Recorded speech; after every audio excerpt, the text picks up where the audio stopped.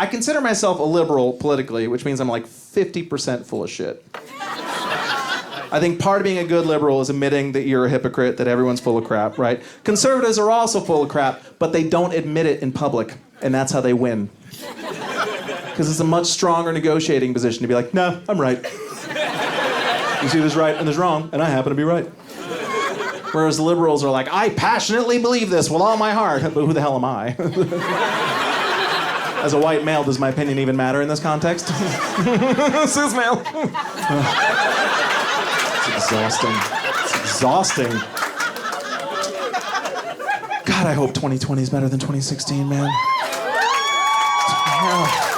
2016, the primary, that was hard for me. I didn't like watching mommy and daddy fight.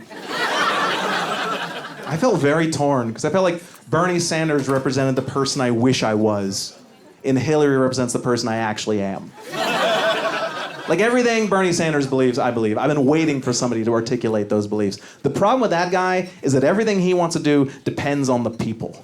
So I was like, we're gonna have a political revolution. The people are gonna rise up, the people. I've met the people. Not a fan.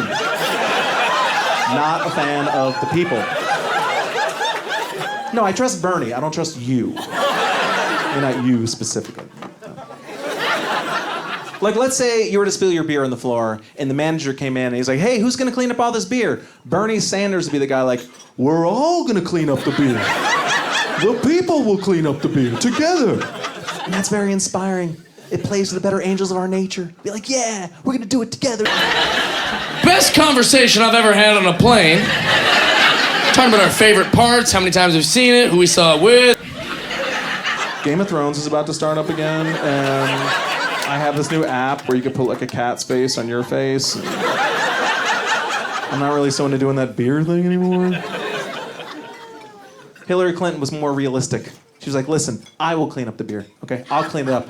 I'll do it in a way that pisses you off. A bunch of my weasel friends will crawl out of the woodwork to help me clean up the beer. I'll probably run afoul of the law once or twice. But the upshot is you can go about your life and I'll clean up the beer. And I was like, yeah, that's better.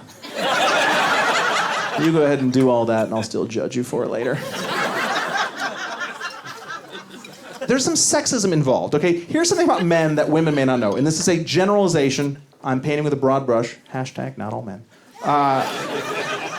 Generally speaking, a man does not judge a woman according to who she is. A man judges a woman according to how that woman makes him feel about himself, right? So if this lady laughed at all my jokes, clearly she has a wonderful sense of humor. Because she gets it, right? And if she doesn't laugh at my jokes, what the fuck is wrong with that bitch? Like that's the way a man's brain works. And Hillary, whether you agreed with her politically or not, did not make men feel good about themselves. There's a quality that she has, especially divorced dad-age dudes. Like 35 to 65. They look at Hillary and they're like, oh, screw you, lady. I get enough of this from my ex-wife. I don't need it in the White House. If Hillary really wanted to win, anytime a man asked a question, she should have responded like, oh my God, that's hilarious. It's like the smartest question I've ever heard. And then she should have been like, you're bad. No, you're bad. I can't talk to you. You're dangerous. And every man would be like, oh, I like her. She feels my raw sexual power. She couldn't do it. It's not in her wheelhouse.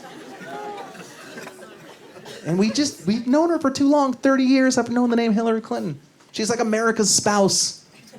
And who annoys you more than the person you're married to? Are you guys married? Are you married? No?